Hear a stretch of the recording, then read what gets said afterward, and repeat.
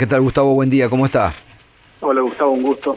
Buen día. Bueno, la verdad que sorprendidos con este resultado de una encuesta que hicieron por algún motivo en especial, porque preveían o simplemente son análisis que realizan cada tanto y se encontraron con esta sorpresa.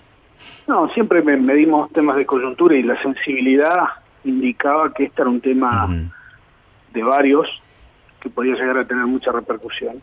Y la verdad que nadie se esperaba un resultado de esta magnitud, ¿no? En el sentido, inclusive los riocuartenses, en la encuesta sale, le preguntamos si esperaban o no este incremento y más del 50% nos decía que no lo esperaba.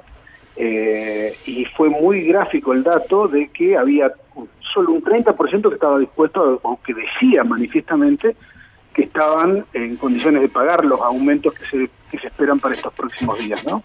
Y el resto de la sociedad riocuartense, casi un 60% nos decía que no, y un 20% decía que no sabía. Pero, Gustavo, yo creo que en la magnitud de estos aumentos uno puede verificar una premisa, básicamente, que es la falta de conocimiento previo por parte del gobierno de lo que está sucediendo en los hogares argentinos. Y sí, evidentemente, obvio.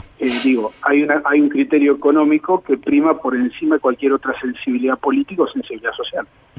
¿Y qué resultados arrojaron? A ver, ¿por qué no nos comentás ahí en Río Cuarto? Apenas un 40% cree que los aumentos son lógicos, en el sentido de, planteamos la hipótesis de que los aumentos tenían que ver con equilibrar los gastos públicos del Estado, ¿no? Y solamente un 35% dijo que estaba de acuerdo, un 55% nos dijo que no. Un 40% nos decía, bueno, de última, consumimos mucho y la tarifa es barata, que son las dos hipótesis que tiene el gobierno, entonces el aumento es lógico, y solamente un 40%, que esta fue la opción que mayor apoyo tuvo las tarifas del gobierno, ¿no? Contra un 50% que nos decía que no lo era.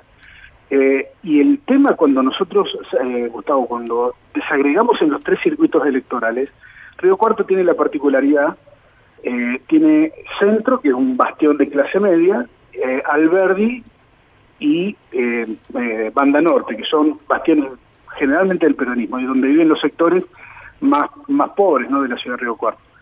Y los extremos de rechazo a la medida de los aumentos alcanza, por ejemplo, en Banda Norte al 75% de no poder pagarlo.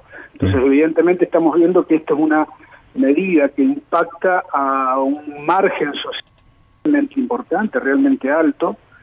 No hay un acuerdo generalizado en lo que se refiere a cuáles son las justificaciones que tiene el gobierno para esta medida, porque de última, de haber aceptación del otro lado, uno podría buscar un punto medio, pero en este caso no lo hay. Sí me parece que lo único que ha entrado en términos de argumentación es que el gobierno insiste con que esto es culpa del gobierno anterior, y eso de alguna manera se ve reflejado en términos de opinión pública.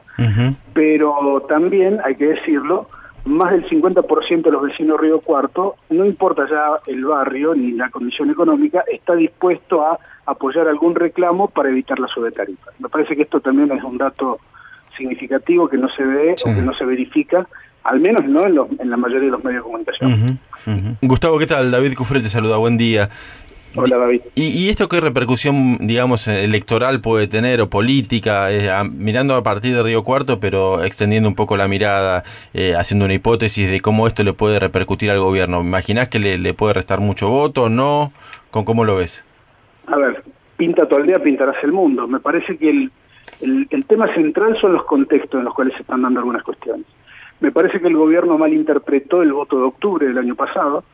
Me parece que la mayoría de la gente que votó de nuevo al gobierno esperaba un resultado económico más de corto plazo. Y en lugar de tener una respuesta positiva en los bolsillos, se encuentra con un tarifazo de una magnitud, ya lo estábamos viendo los números, por encima de sus expectativas. Y me parece que esto es lo que está generando es una suerte de desilusión que puede tener un impacto concreto en lo electoral. Concretamente, nosotros estamos viendo que la pérdida electoral del gobierno en todo el país puede alcanzar a ese margen que le permitió ganar en segunda vuelta. Es decir, hoy yo creo que Macri conserva claramente el voto que permitió acceder a la segunda, ese 34% que sacó Macri en primera vuelta, yo creo que ese porcentaje hoy lo conserva. Lo tiene consolidado. Pero ha perdido ese porcentaje que le permitió ganarle a Scioli. Ese entramado social que le permitió ganar Hoy es el que está más desilusionado con el gobierno porque claramente, en términos de satisfacción, digamos, electoral, no se siente satisfecho si ve que el gobierno no ha hecho lo que tenía que hacer. Ahora, este argumento del gobierno de la pesada herencia, de que bueno, ahora los tarifazos son responsabilidad del gobierno anterior porque había dejado tarifas muy bajas, que vos decías que penetra en algún sentido en la ciudadanía, ¿hasta qué punto lo hace? Bueno, a ver, son contextos que van cambiando. Por supuesto que hoy el discurso del gobierno no es tan creíble como lo era hace 2 años. Hay un desgaste muy fuerte. Yo creo que señalaba el error de lectura de las elecciones de octubre, porque me parece que a partir de ahí comenzó una suerte de debacle, ¿no? El mal manejo que hicieron con el tema de Triaca, el mal manejo que han hecho con todas estas cuestiones de los fondos que tienen los funcionarios fuera del país y que no lo traen porque no le tienen confianza a la economía, que ellos mismos manejan. Hay un montón de temas que ellos no han tenido un lucimiento importante y me parece que se está invirtiendo la carga de la prueba.